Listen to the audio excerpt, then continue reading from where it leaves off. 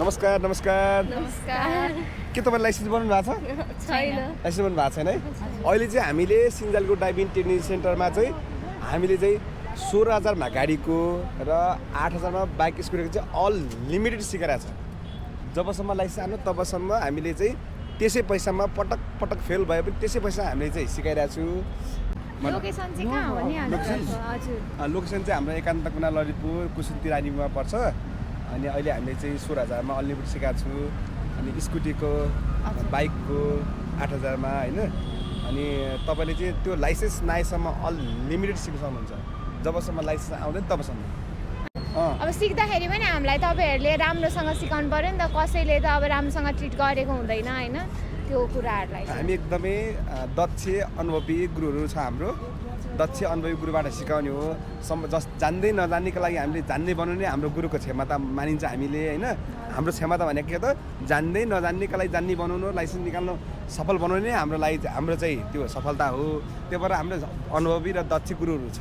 त्यो भएर तपाईँलाई समस्या प्रब्लम केही पनि हुँदैन। तपाईँले एकचोटि ट्रायल दिनुभयो अब तपाईँले फेरि फेल भयो अथवा 3 महिना पछि पनि आएर त्यही पैसामा तपाईँले सिक्न सक्नुहुन्छ अथवा लाइसेन्स प्राप्त हुनु पऱ्यो। जब हजुरले 8,000 तिर्नुभयो नि बाइक र स्कुटीको लागि जुन भए पनि यदि तपाईँ लाइसेन्स निकाल्न सफल हुनु भएन 2-3 चोटि पनि फेल हुनुभयो भने त्यो पैसाले चाहिँ तपाईँले पछि पनि आएर त्यही पैसामा सिक्नु त्यही पाउनुहुन्छ। पैसाले सिक्न पाइन्छ।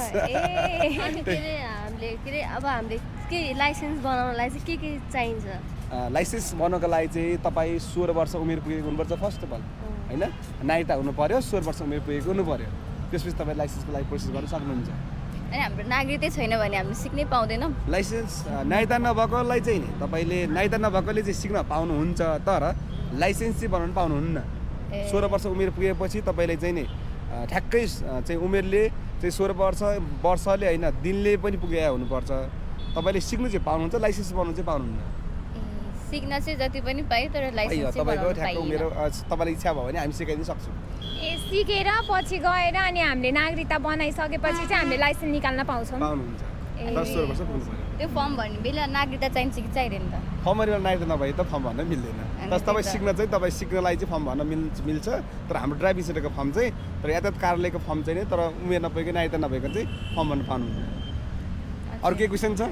अहिले अर्को कुरा साथीहरूले हामी कोटेश्वर चोकमा छ अहिले। कोटेश्वर चोकमा चाहिँ हाम्रो बहिनीहरूलाई भेटे हामीले भनेपछि उहाँहरूको जिज्ञासा चाहिँ के छ भन्दाखेरि उमेर चाहिँ नपुगिकन लाइसेन्स निकाल्न पाउँछ कि पाउँदैन र अर्को कुरा के छ भने नागरिकता नबनाइकन चाहिँ लाइसेन्स निकाल्न पाउँछ कि पाउँदैन भनेर भन्नुभएको छ। हामीले चाहिँ यो कुरा तपाईँहरू सबैलाई चाहिँ यो कुरा थाहा हुनुपर्छ कि उमेर नपुगिकन तपाईँले लाइसेन्स बनाउनु पाउनुहुन्न। तपाईँ गाडीको अथवा 18 वर्ष